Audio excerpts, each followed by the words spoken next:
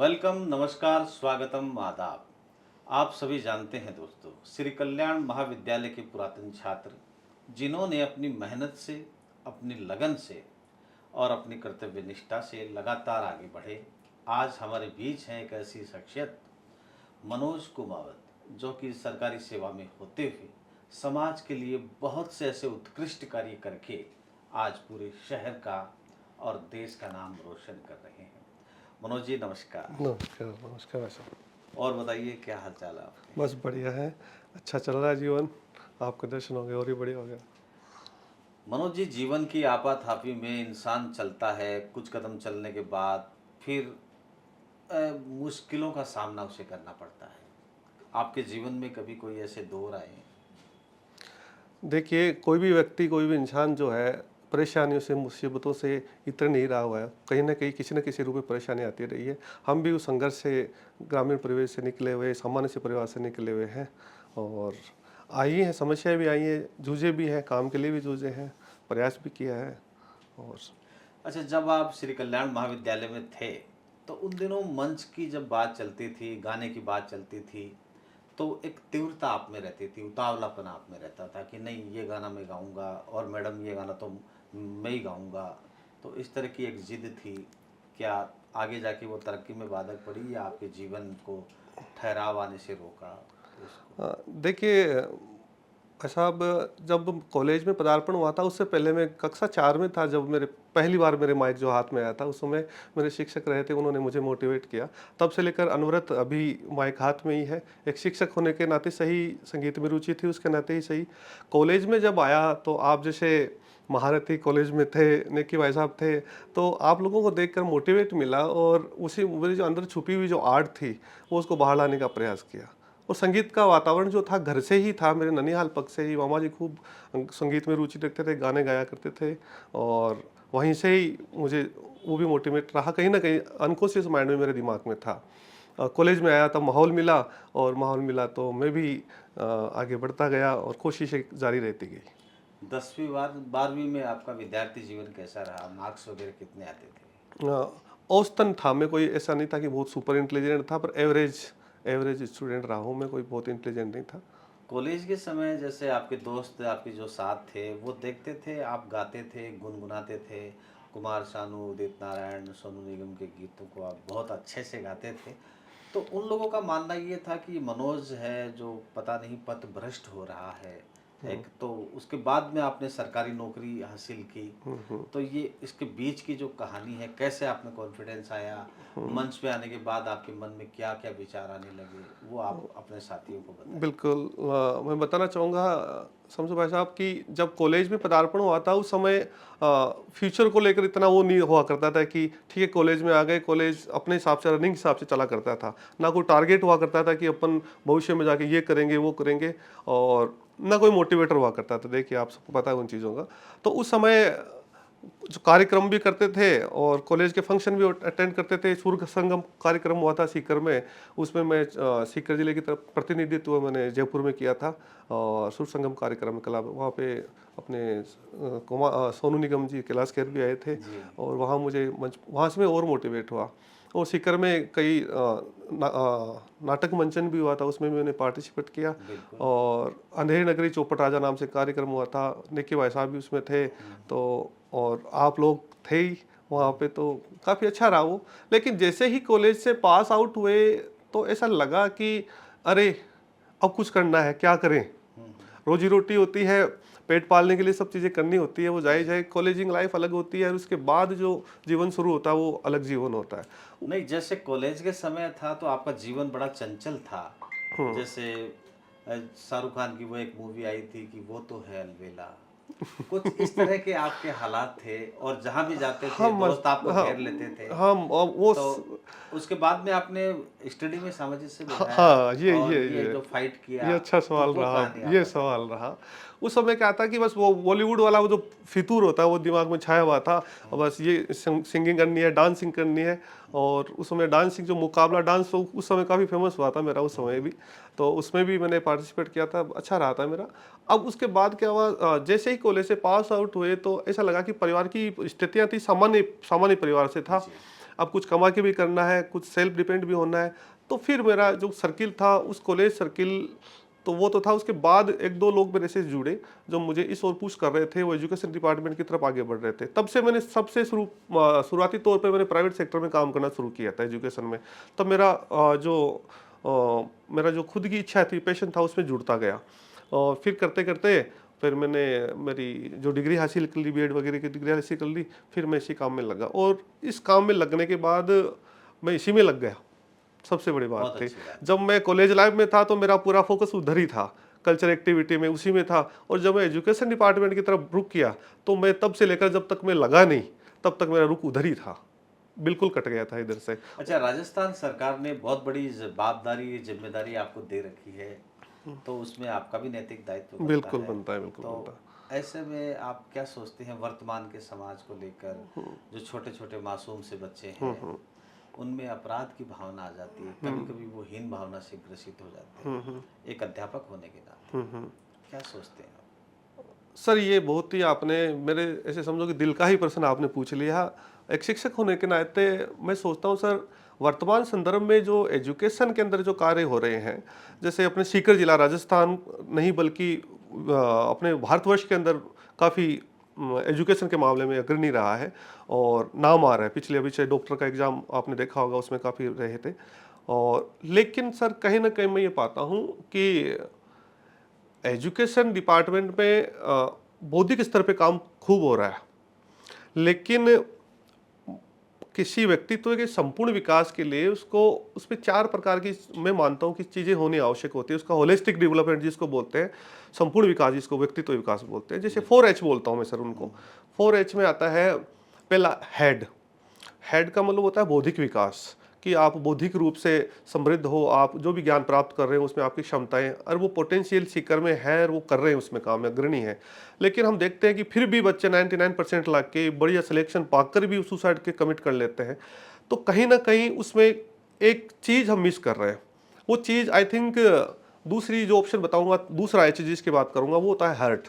Hurt का मतलब होता है हृदय, दिल जिसको हम कहते हैं। तो इसको सामंगिक विकास, बच्चे का सामंगिक विकास नहीं हो पा रहा, बच्चा होलिस्टिक रूप से सोच नहीं पा रहा, केवल किताबी ज्ञान के पीछे पड़ गया वो। और वो परिवार में सामाजिकता होती है, सामाजिक परिवेश होता है, उससे वंचित रह पा रहा है, परिवार के प्यार दुलार से वंचित रह पा रहा है। क्योंकि बच्चों को 5-6 साल 5वीं 6ठी पास के बाद उनको हॉस्टल में डाल देते हैं, फिर वो कोर्स, वो जो फास्ट कोर्स होते हैं उसमें डाल देते हैं, फिर वो डॉक्टर की तैयारी, इंजीनियरिंग की तैयारी उसमें लग जाते हैं और फिर घर वालों से दूर रहते हैं। तो इस दौरान वो सामाजिक परिवार से नहीं जुड़ पाते, सामाजिक परिवेश से नहीं जुड़ पाते, और जो इमोशंस के जो सामंगिक जो विकास परिवार में, समाज में, दोस्तों के साथ रह के होते हैं वो नहीं हो पाते। तो कहीं ना कहीं वो फ्रस्ट्रेशन उनमें आ जाता है और वो उस चीज़ को झेल नहीं पाते, उस प्रेशर को झेल नहीं पाते। अगर उनका सिलेक्शन नहीं होता वो झेल नहीं पाते और फिर वो इस टाइप की घटनाएं कमिट हो जाती है। तीसरा एच जो होता है वो कौशल विकास, किसी ना किसी रूप में चलो आपने पढ़ाई कर लिया, शिक्षा बहुत ज़रूरी चीज़ है, लेकिन आप गवर्नमेंट जॉब में नहीं जा पाए या और किसी फील्ड में नहीं जा पाए, तो आपके पास कौशल होगा तो आप अपने जीवन यापन कर सकोगे। और यही बात है इसके बाद। मनोज जी, आपकी बातें बहुत अच्छी लग रही है और आप जैसे सहज होके, सरल होके बोलने का जो प्रयास कर रहे हैं वो भी अच्छा है। जीवन में आपकी उतावलापन तब भी था, अब भी है, एक ठहराव की सी कमी आपको भी कभी कभी महसूस होती है कि मैं थोड़ा जल्दबाजी में रहता हूँ या ऐसा कुछ? नहीं, ऐसा कोई विशेष तो नहीं है भाई साहब, लेकिन ऐसा है कि किसी काम को करने के लिए लालच में जरूर रहता हूँ हमेशा, कि चलो यार करते हैं, इसके अंदर पूरे अपनी जान लगाने की कोशिश करता हूँ। अब क्या प्लान है भविष्य को लेकर? भविष्य के लेकर सर मैं एज ए मास्टर ट्रेनर काम करता हूँ एजुकेशन डिपार्टमेंट में, as a SRG Rajasthan level पे प्रेजेंट करता हूँ, अपने सीकर जिले को भी प्रेजेंट करता हूँ। और मैं एजुकेशन डिपार्टमेंट में जितनी भी प्रकार की विभागीय जो ट्रेनिंग्स होती है उसमें मैं एज ए SRG काम कर रहा हूँ। और जो भी गवर्नमेंट की जो चीज़ें होती है वो प्रत्येक शिक्षक तक पहुँचाने का प्रयास करता हूँ और चाहता हूँ कि वो चीज़ें अंतिम छोर में जो एक कोने में जो विद्यार्थी पढ़ रहा है किसी गांव के कोने में, वहाँ तक वो इम्प्लीमेंट हो। मेरा प्रयास सर यही रहता है। बहुत ही अच्छा आप पे ये दायित्व है। अच्छा, संगीत छूट गए या जारी है? संगीत, वापस संगीत। संगीत ऐसी चीज है को छोड़ नहीं सकता, अगर किसी में या तो है नहीं वो, अगर है तो वो छोड़ नहीं सकता। परिस्थिति ऐसी रही कि कॉलेज के बाद वो छूट गया था। जब मैं वापस जॉब में आया उसके बाद मैंने स्टेब्लिश हो गया, अपने लगा कि ठीक है रोजी रोटी मिल गई है। तो उसके बाद मैंने अपने वो शौक को वापस मोटिवेट किया। मनोज जी, जैसे गीत का कोई कोई एक मुखड़ा, संगीत का एक टुकड़ा जीवन या किसी काल खंड से या जीवन की किसी घटना से जुड़ जाता है, जब भी वो थोड़ा सा धुन बजता है हमें कुछ न कुछ हमारे स्मरण में आ जाता है। कोई ऐसा गीत जो विशेष आपके दिल में कुछ बातें याद दिलाता हो? गीत तो मेरा एक उस समय काफ़ी चला था, वो गाना था ओ साहिबा, वो गाना भी खूब चला था उस समय। और एक जो गीत मुझे हमेशा मोटिवेट करता है, मुझे प्रकृति से जोड़ता है, और इसको मैं मेरे ट्रेनिंग के दौरान भी गुनगुनाता हूँ, क्योंकि ट्रेनिंग की अपनी मर्यादाएं होती है, उस मर्यादा में मुझे काम करना होता है, लेकिन उस मर्यादा में वो गीत भी फिट बैठता है। गीत गाता चल, तो आदमी को हमेशा गुनगुनाते रहना चाहिए, हंसते हुए चलना चाहिए। और प्रकृति हमेशा कैसे क्या संकेत देते हैं, इसको प्रकृति से रिलेटेड गाना है। उसकी लाइनें हैं, खुला खुला गगन है ये, हरी भरी धरती, जितना भी देखो कभी आंख नहीं भरती। सुंदर से सुंदर हर एक रचना, फूल कहे कांटों से भी सीखो हंसना, और राही सीखो हंसना। ओ बंधु रे, कुंभला न जाए कहीं मन तेरा कोमल, गीत गाता चल ओ साथी गुनगुनाता चल। जैसे संगीत के लिए 7 सुर होते हैं, वैसे ही जीवन के लिए अनुशासन होता है। अनुशासित व्यक्ति जिंदगी में बहुत तरक्की करता है, और संगीत के 7 सुर जिनकी समझ अगर अपने को होती है तो अपन संगीत में आगे रास्ता इख्तियार करते हैं। अगर जरा सा भी सुर कहीं भटका तो उस समय भोजन में कंकर आने जैसा बिल्कुल होता है। बिल्कुल होता है, आप महसूस करते बिल्कुल हैं? बिल्कुल। तो आपने कभी सीखने का प्रयास किया संगीत? संगीत, हाँ, मैंने सीखने का प्रयास किया है। और मैं जो शास्त्रीय संगीत है उसकी शिक्षा वो अथाह होता है। देखिए, कुछ प्रयास मैंने किया है, जो मैं सीखा भी है मैंने। तो 2-5 राग उस पे मैंने अच्छा काम किया है, और श्रीमान यासीन का साहब है, उनसे मैंने सीखने का अच्छी प्रयास बात किया है। और उसी की बदौलत ये है कि सर, अभी जो डिपार्टमेंटली कोई भी कार्यक्रम होते हैं, चाहे डिस्ट्रिक्ट लेवल का रंगोत्सव कार्यक्रम हुआ था, उसमें मुझे एज ए निर्णायक के रूप में मैं गया था। युवा महोत्सव था जयपुर में, शिखर का कोऑर्डिनेटर बन के मैं गया था। और अभी संभाग स्तर का कार्यक्रम हुआ था, वो अभी मेडिकल कॉलेज में, उसमें भी मैं निर्णायक की भूमिका में था। तो ये सीखते सीखते सीखते, आप लोगों को सुनते हुए, बड़े बुजुर्गों को सुनते हुए, संगीत तभी मैं मानता हूँ परिपूर्ण कि आप गाने से ज़्यादा आप सुनने का ज़्यादा प्रयास करते हैं। तो सुना बहुत है, बहुत बड़े बड़े उस्तादों को, उनको सुना है, कोशिश करते हैं जितना भी समय मिल पाता है उसको देने की। दरअसल क्या है, जैसे एक बोरी होती है, बोरी में दाने कितने हैं, एक परखी लगाने से उसके कुछ दाने निकलते हैं, उससे पता चल जाता है कि इसमें अनाज कैसा है। निसंदेह ही आप बहुत मेहनत कर रहे हैं संगीत को लेकर, शिक्षा को लेकर, बच्चों के विकास को लेकर। लेकिन आपकी जो दिशा है, जो आपने नियुक्त की है, तो उस दिशा की सत्यता या प्रामाणिकता ये आपके विवेक पे डिपेंड करती है। अपने को पता हो जाए कि अपन ये गीत गा रहे हैं, यहाँ स्वर भटक गए, अगर अपने को पता होता है बिल्कुल पता चल जाता है। तो उससे तो अपना वाकई विकास होना संभाविक है। बिल्कुल अपने को बिल्कुल। पता ही नहीं वह- चले, अपन निरंतर वही आलाप लेते आलाप जाएं। लेते रहे हैं। हाँ, हाँ, बिल्कुल तो वहाँ बिल्कुल। पे थोड़ा वही अपन को जानने की जरूरत है कि कहाँ हम गलत कर रहे हैं, वही वही हमें जीवन सीखने की का, बात वही है। जीवन की बात है कि कहाँ हम गलत पथभट हो रहे हैं, या कहाँ हाँ, हम कुछ कमियां रही हैं, उसको सुधारते हुए जाना जीवन है। तो उसी आप का अपने दोस्तों को क्या कहना चाहेंगे इस पॉडकास्ट के माध्यम से? इस ब्रॉडकास्ट का पहली बात तो सबसे पहली बात आपका बहुत बहुत धन्यवाद कि मुझे आपने ये मंच प्रदान किया।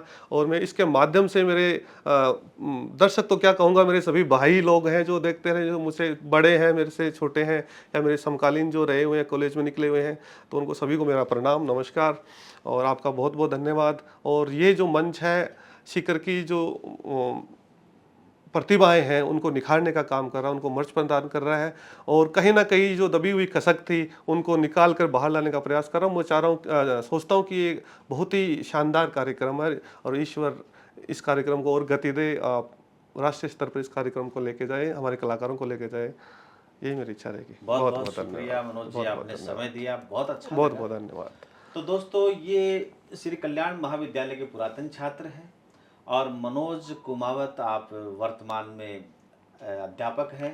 गवर्नमेंट अध्यापक होने से इनकी बहुत सारी नैतिक जवाबदारियां हैं, जिम्मेदारियां, उनका ये निर्वाह करते हैं। हंसते मुस्कुराते जहां ये चलते हैं रास्ते अपने आप बनते चलते हैं। अगले एपिसोड में आपसे फिर से मुखातिब होंगे, तब तक के लिए अपना ख्याल रखें, हंसते रहें, मुस्कुराते रहें।